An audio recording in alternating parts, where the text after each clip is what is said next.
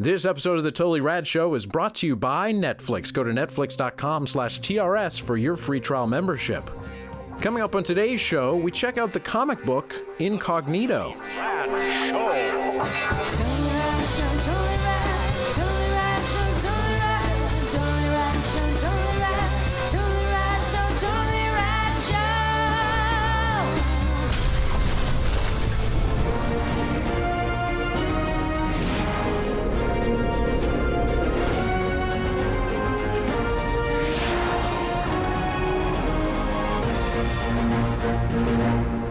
Today we're talking comics, and we're revisiting our friends Ed Brubaker and Sean Phillips, a team that we've talked about previously a long time ago when we covered Criminal.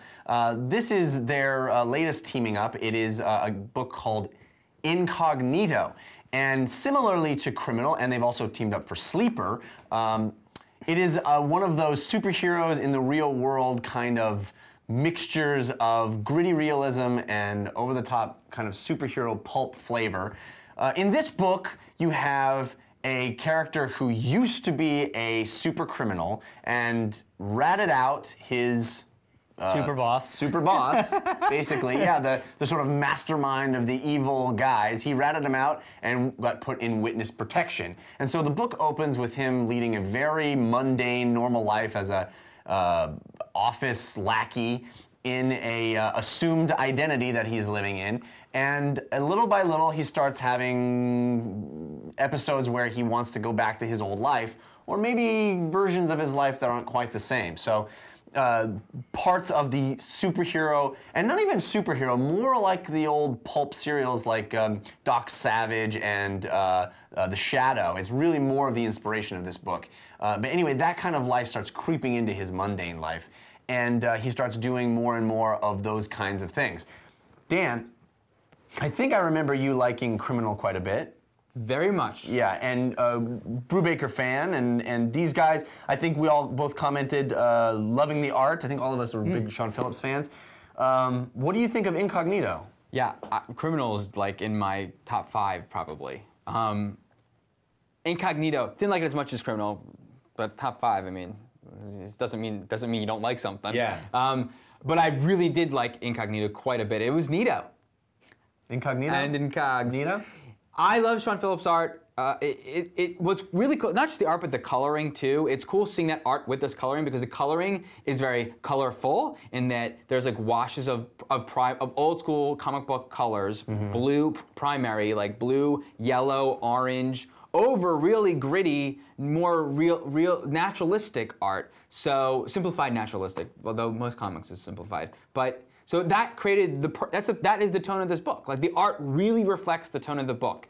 And Ed Brubaker is just touched with an ability. A lot of people try to write badassery, and it often comes off cheesy. Ed Brubaker is really gifted in that it never does feel. He always can pull it off. Yeah. And I love that. It's like my favorite kind of thing to read. And he lives in this weird sort of noir-ish place. Right, he's telling stories about bad people doing bad things, or bad people that start to do a little bit of good things, but they make you forget, whoa, this is a bad dude, and he does some irredeemably bad things. Yeah. But it's set in that world, so you see the ups and downs inside. That's sort of what noir is. Yeah. And it's great. Alex, what do you think? Yeah, I didn't like Criminal as much,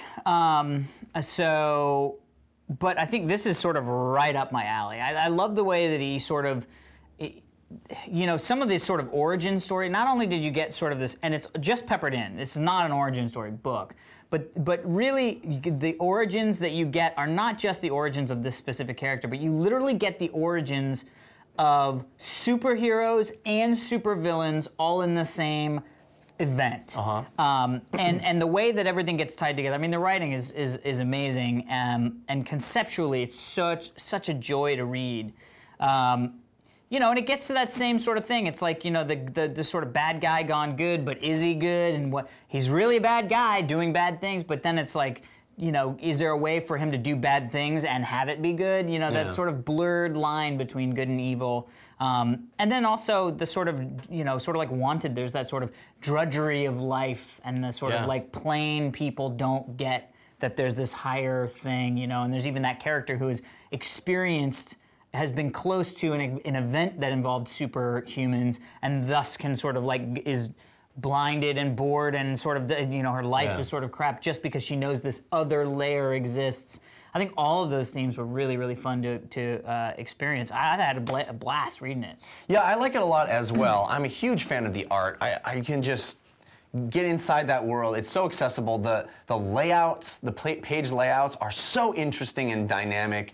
He'll use really small frames and then big splashes of action. And the book is very violent and very adult for sure, but it does a wonderful job of doing what I think superhero and any kind of fantasy does really well, which is use that stuff as allegory. And it really is about those mundane, everyday life things, relationships, being at work and not getting that girl to notice you and needing feel something special about you, and using the superhero world and the ideas of myth that are inherent in those stories to inform stuff that we all go through. And then the late half of the book is really a big swashbuckling adventure tale with fights and last second saves and revelations that are very science fiction and very fantastic.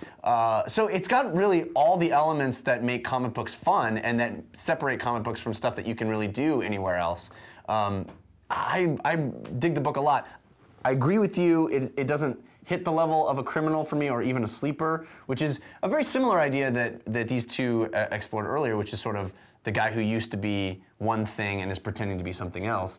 But I think an easily recommendable book and something that people can get a lot of enjoyment out of. Yeah, oh yeah, sure. Most definitely. Yeah, so check it out, swing by your comic book store and pick it up. I think we could probably recommend any of the Brubaker Phillips books. Dan, we were talking about maybe trying to do Sleeper on the show at some point because I think it's a little bit. I want to reread book. it now, actually, and rereading. I'd love to. I haven't read anything. Criminal is the first exposure. Yeah, and Criminal's still going on as well, and each volume of Criminal is a slightly different story. Yeah. So I highly recommend this one. I think it's a win all the way around for sure. Heck yeah. Yeah. All right, everybody, be sure to stick around for this day in rad history. But first, a sponsor. Netflix. Yes. Netflix is the fastest way to get a television show or a movie into your system. Cognitive. Other than eating it. Yes, other than eating it. But that's the best way to get it out. Oh. So you can now stream thousands of movies and TV shows instantly to your TV through a Netflix-ready device. Netflix-ready device like an Xbox, yep. a PS3, a Wii, as well as, of course, on your PC or your Mac. So, what's a good Netflix recommend based on, what do we do? Sanctum? The Descent! The Descent, an awesome cave-dwelling movie. We talked about Sanctum earlier this week. This is a crazy, awesome horror film, one of the best horror films recently, I would say, in the past 5 years. Yes. So, if it came out within 5 years. So, head over to netflix.com/TRS, and if you don't go to that URL, they won't know that we sent you, so please do that. You'll get a free trial membership that way. Correctamundo. Also, let's get some backgrounds in here, mofos. Yeah, look how cool this one is. It looks like all hand-painted and based on 2001. If you want your background featured on the show, send it to fans@totallyradshow.com. Hand-painted. It looks painted by hand. It does actually. Actually, I'm pretty sure 2001's an instant stream. Oh, well, there you go. Yeah. Also, head over to Netflix. Head over to Netflix and get shirts. Head over to jinx.com/TRS. We will see you tomorrow. Tomorrow's show is gonna be awesome because we play us some verses. So today is February 10th. Way back in 1964, G.I. Joe, the character G.I. Joe, was created.